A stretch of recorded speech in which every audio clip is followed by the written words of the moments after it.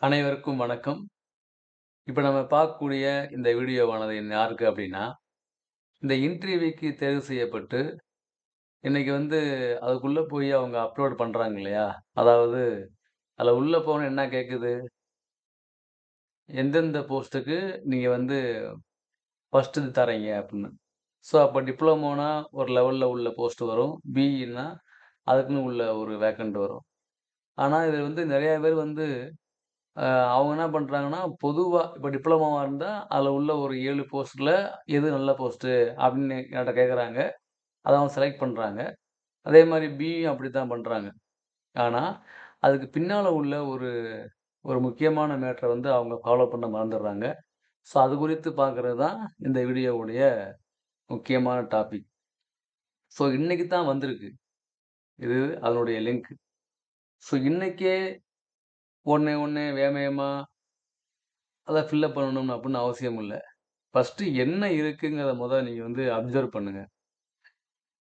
அதுல பார்த்தீங்க அப்டின்னா, டவுன்லோட் அண்ட் ஜெனரேட் நோட்டீஸ்ல போனீங்கன்னா, உங்களோட லாகின் ஐடி பிளஸ் உங்களுடைய சம்திங் அந்த பிறந்த தேதிய குடுத்தீங்கன்னா, அது உள்ள ஓப்பன் ஆயிருது. உள்ள ஓப்பன் ஆன பிறகு அடுத்து என்ன வருது அப்டின்னா, எந்த போஸ்ட் நீங்க அதுக்கு நீங்க இது பண்றீங்க அப்டின்னு கேட்குது. மொத்தம் எத்தன போஸ்ட் இருக்குன்னு தெரியுமா உங்களுக்கு? மொத்தம் பார்த்தீங்கன்னா, இதுல நம்மளுடைய 8 போஸ்ட் வரைக்கும் பிஇக்கு. அதாவது assistant engineer corporation, assistant engineer civil mechanical, assistant engineer municipality, assistant engineer civil, assistant engineer mechanical, assistant engineer electrical, assistant engineer planning corporation, town planning officer grade 2 இது எல்லாமே என்னதுன்னா, பிஇ தகுதிக்கு உள்ள குவாலிஃபிகேஷனுக்கு உள்ள போஸ்டிங். டிப்ளமோவுக்கு junior engineer, technical assistant, draughtsman corporation, draughtsman municipality, overseer, town planning inspector, work inspector. So 8 விதமான post நம்மளுடைய பிஇக்கும், அடுத்து கீழ உள்ள 7 விதமான போஸ்ட் டிப்ளமோவுக்கும் இருக்கு. இப்ப இப்ப நான் டிப்ளமோன்னு வச்சுக்கங்களேன். எனக்கு என்ன காட்டும்?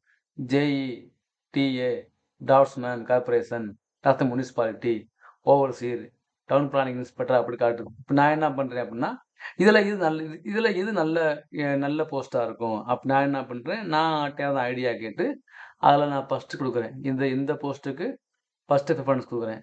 அடுத்து 2, 3, 4ன்னு குடுக்குறேன்.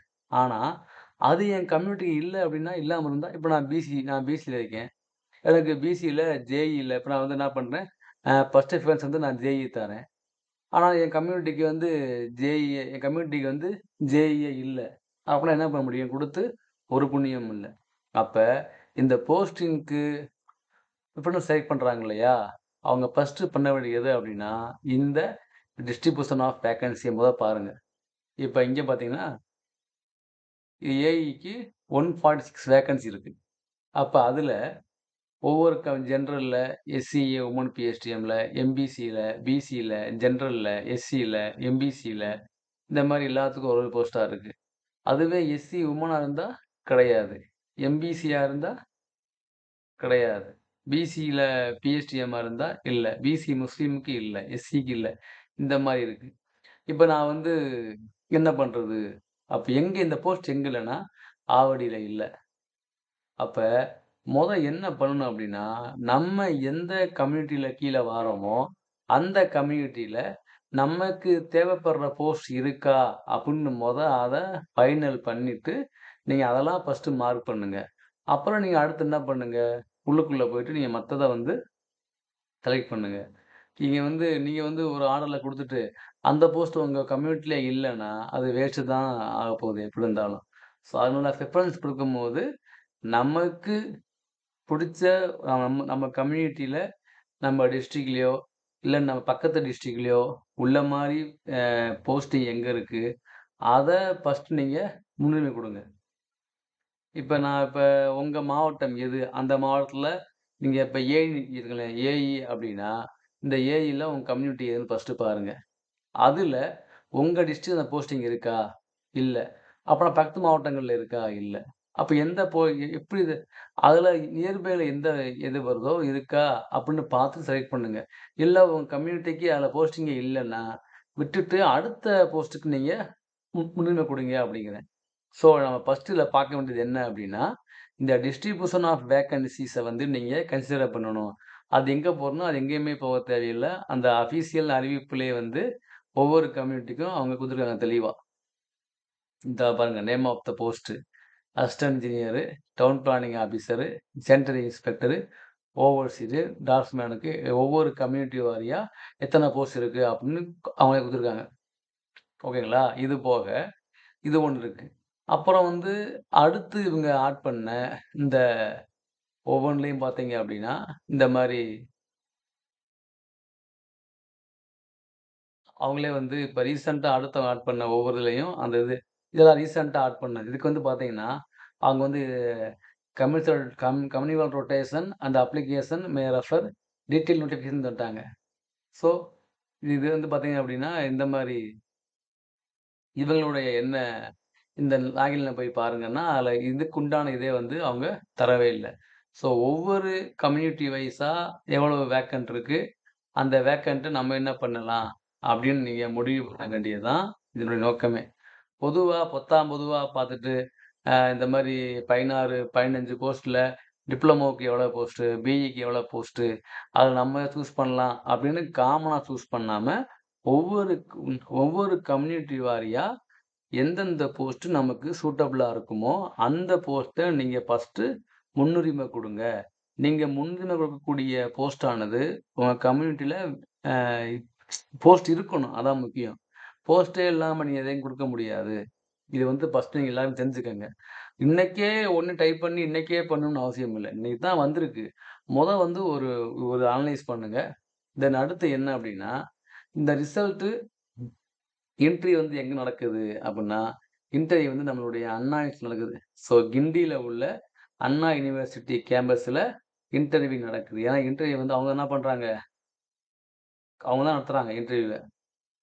ஸோ அடுத்து என்ன அப்டின்னா, எப்ப இன்டர்வியூ ஸ்டார்ட் ஆகுது அப்டின்னா, அக்டோபர் 7ல ஆரம்பிக்குது அப்டின்னு நம்மளுடைய கமெண்ட் அவர் சொல்லியிருக்காரு ஒருத்தர். அவருக்கு அக்டோபர் 7 ஆரம்பிக்குதுன்னு சொல்லியிருக்காரு. அதே மாரி டிப்ளமோவுக்கு 24 வரைக்கும் போகுதுங்கிறாங்க. ஆக்சுவலா நமக்கு வந்து அது வந்து ஒவ்வொருத்தருக்கும் டேட் ஒரு ஒரு மாரி இருக்கும் இல்லையா? நம்ம கமெண்ட் டைப் பண்றவங்க ஒருத்தவங்க அக்டோபர் 24ன்னு போட்டிருக்காரு. ஸோ ஒருத்தர் 21ன்னு போட்டிருக்காரு. WhatsAppல ஒருத்தர் ஷேர் பண்ணாரு. அவர் அக்டோபர் 7ன்னு போட்டிருக்காரு. அது வந்து டிகிரி ஸ்டூடண்ட்க்கு வந்து அ ஃபர்ஸ்ட்டும், ஃபர்ஸ்ட்டு வந்து டிகிரி ஸ்டூடண்ட்க்கு வந்து என்ன பண்றாங்கன்னா, கனெக்ட் பண்றாங்க. அதுக்கடுத்து அதுக்கடுத்து டிகிரி முடிஞ்ச பிறகு அவங்க அடுத்தவங்களுக்கு கனெக்ட் பண்றாங்க. ஸோ டிகிரி ஃபர்ஸ்ட்டு, அடுத்து டிப்ளமோ பண்றாங்க. ஸோ டிகிரி முடிச்சுட்டு தான் டிப்ளமோக்கு வராங்க. டிப்ளமோங்கும்போது 24 அக்டோபர் வரைக்கும் நம்ம ஃபைனலைஸா ஒரு ஒரு தம்பி கமெண்ட்ல பண்ணியிருக்காப்புல. அப்படிங்கும்போது இந்த அக்டோபர் மந்த் ஃபுல்லா இந்த கவுன்சிலிங்லயே போயிரும். கவுன்சிலிங்கிறேன் இந்த மாரி இன்டர்வியூ தென் இதனோட இதே போயிரும். இன்டர்வியூக்கு போயிரும், சிவிக்கும் போயிரும். அப்ப இந்த ரிசல்ட்ல தெரிவு செய்யப்பட்ட எல்லாருக்குமே அவங்க வந்துருவாங்களா அப்டின்னா, இதுல இன்னொரு முக்கியமான ஒண்ணு இருக்கு. இப்ப அந்த இன்டர்வியூக்கு தேர்வு செய்யப்பட்டவங்கலாம் அந்த லிஸ்ட்ட பார்த்தீங்க அப்டின்னா, இப்ப இந்தா இருக்கு. இதுதான் அதனுடைய லிஸ்ட்டு. ஓகேங்களா? இத பார்த்தீங்கன்னா, இங்க பாருங்களேன். இது இவ் இவங்க இது ஃபுல்லா இவங்க ஃபுல்லா இன்டர்வியூக்கு தேர்வு செய்யப்பட்டவங்க. இவங்க எல்லாருக்குமே அந்த லிங்க் அனுப்பிச்சிருப்பாங்க. ஆனா, இவங்கள்ல எவ்வளவு பேரு தேவையான போஸ்ட்டோ, அது ஃபில் அப் ஆயிடுச்சுன்னா, அடுத்தவங்க என்ன செய்ய மாட்டாங்க அவங்க, கன்சிடர் பண்ண மாட்டாங்க. புரிஞ்சுச்சுங்களா? இப்ப 10 போஸ்ட் இருக்கு. 1:3 ரேஷியோவுல 30 பேர கூப்பிடுறாங்க. 30 பேருக்கு 3 நாளு சிவி செக் பண்றாங்க. அப்படின்னு ஆர்டர் போயிருக்கு. ஆனா, இந்த 10 போஸ்ட் ஃபர்ஸ்ட் நாள்லே ஃபில் அப் ஆயிடுச்சுன்னா, பாக்கி 2 நாள் வேஸ்ட் தானே!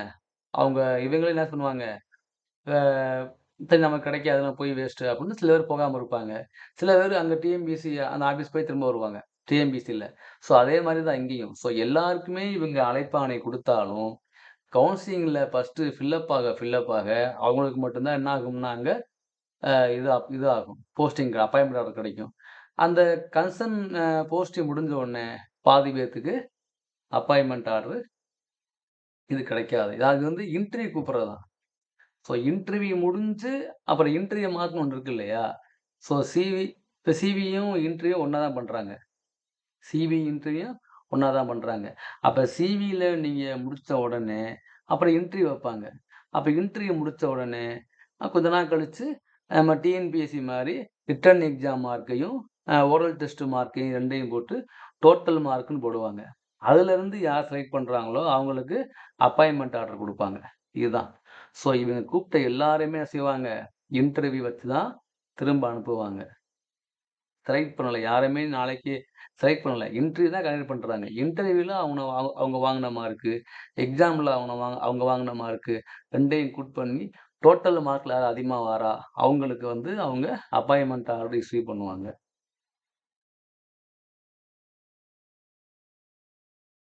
ஸோ இத மட்டும் நீங்க ஞாபகம் வச்சுங்க. முன்னுரிமை குடுக்குறதுங்கிறது, நீ ஃபர்ஸ்ட்டு வந்து இப்ப எனக்கு நான் சொல்றது ஒரு காமன் ஸ்டேட்மெண்ட். ஓகேங்களா?